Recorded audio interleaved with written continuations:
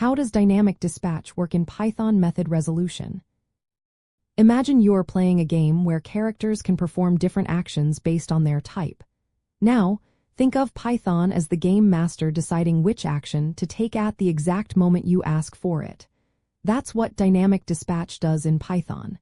It's a way for Python to choose the right method to run when you call it on an object.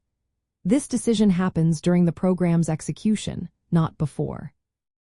It's a core part of how Python supports polymorphism, which means objects of different classes can be treated as instances of a common superclass but still behave differently.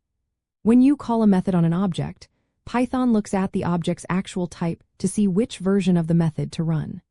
For example, if you have a general class called animal and subclasses called dog and cat, each can have their own makeSound method.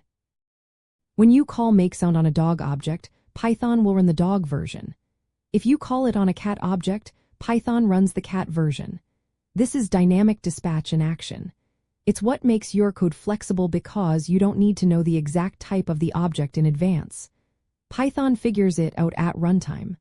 Now, this process is closely linked to something called the method resolution order, or MRO.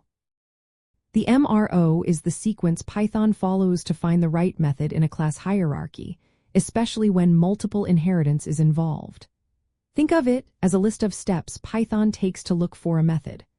When you call a method, Python starts at the class of the object, then moves up the hierarchy following the MRO until it finds the method.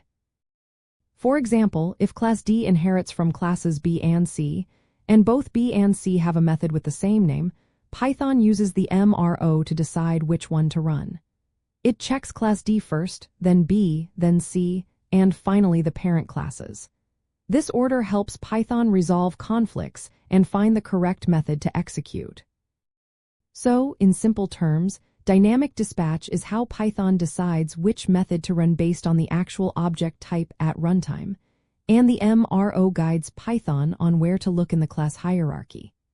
This combination makes Python's object-oriented programming powerful and flexible, allowing you to write code that works seamlessly with different types of objects.